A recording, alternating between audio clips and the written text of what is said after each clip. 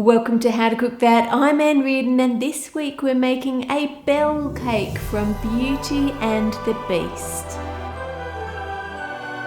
The first thing you'll need to do is make up the chocolate cake recipe and bake that in 2 round tins and 1 heat-proof glass bowl, and we'll use that bit for the top of the dress. Once they're baked, just level those, and then we need to make our frosting. For that, I'm going to use some buttercream and also some ganache. We'll mix that in just for the bit that goes over the outside, not for the bit between the layers. The reason for that is it's a little bit softer and I don't want the layers to slide off each other. I'm also going to flavour that using some rose water and colour it with a little bit of pink food colouring. Now, rose water, for those of you who are in Australia, New Zealand and I think the UK, tastes a bit like musk sticks and Turkish delight. For those of you in the US, if you don't like that rose type flavour, then you could always colour yours yellow and make it lemon flavoured, or just leave it plain vanilla buttercream. Spread a small amount of frosting onto your round cake board and add your first cake. Brush that with simple syrup. Now this just helps keep the cake moist, and I've added some more rose water into this syrup to intensify that flavour. Spread on a layer of your buttercream, making sure that it's level, and then add your next cake on top. Spread that with frosting as well, smoothing it out, and then add the bowl cake to one side on the very top.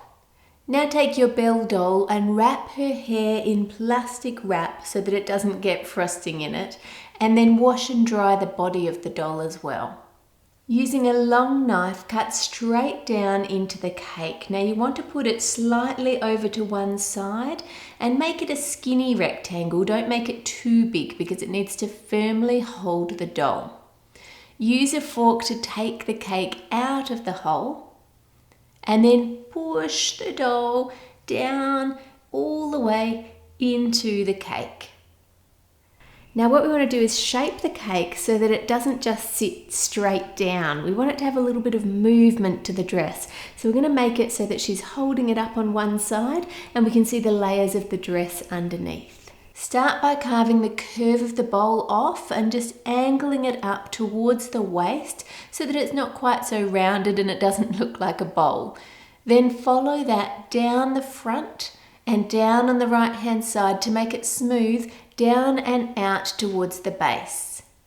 Smooth it in the same way at the back, angling it down towards the bottom cake, but don't cut it on the other side because that's where we're going to make the dress come up to her hand and then flow back down.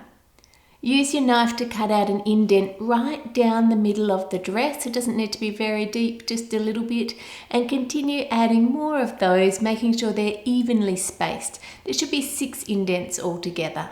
Mash the cake offcuts to make a paste like you would if you were making cake pops. Then form some of that into a large ball and add it to the side of the dress, shaping it up towards her hand. Now mix the white chocolate ganache into your frosting, mixing it through well. I like those colours mixing together there. And then cover the dress in frosting, and you want to refrigerate that for at least 30 minutes. Roll a rectangle of yellow fondant and wrap it around the cake, smoothing it down and into the folds of the dress.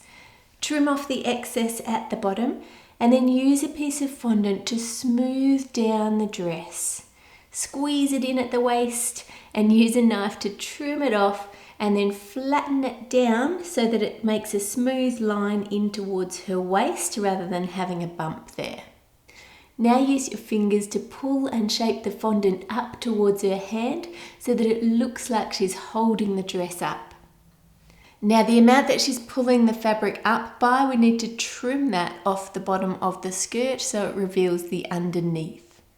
Use a knife to trim roughly around the base of the cake and then come in closer and trim off that last little bit. Now take some white fondant and add it underneath the yellow so that it covers the frosting and gives you something to join to. Then add some strips of white across, layering them up underneath like layers of the dress. Next, make a small indent at the same level on each crease, and then take a thin rectangle of yellow and fold it back and forward like an accordion. Pinch it at one end and then gently stretch it and add it into one of the indents. Let it flow down and around, pinch it there to make it skinny and add it into the next indent. So making sure you're leaving a little bit of slack so that it loops down between each one. Continue that the whole way around the dress and then add a gold sugar pearl into the join of each one. For the body part of the dress, cut a piece of fondant with a point down at the waist and another one going down at the top. Wrap it around her body to make the top of the dress, and then at the back you just want to cut it to size using a knife and cut it off at the top to make it straight, and then just smooth those joins by gently pressing on them with your thumb or your finger. Roll a snake of yellow and then use your little finger to roll it and make it skinnier in the center. Rub a little bit of water on the top of her dress and add the snake into place, wrapping it around Belle's shoulders. Use your knife to make indents around this piece so it looks like it has folds or ruffles, and then add a sugar pearl right into the middle.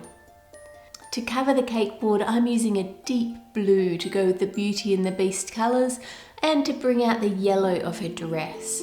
You can of course use whatever colour you like. If you want a different colour, go right ahead. And Belle is ready to dance. If you happen to have the Beast as well, you can add him to the cake too.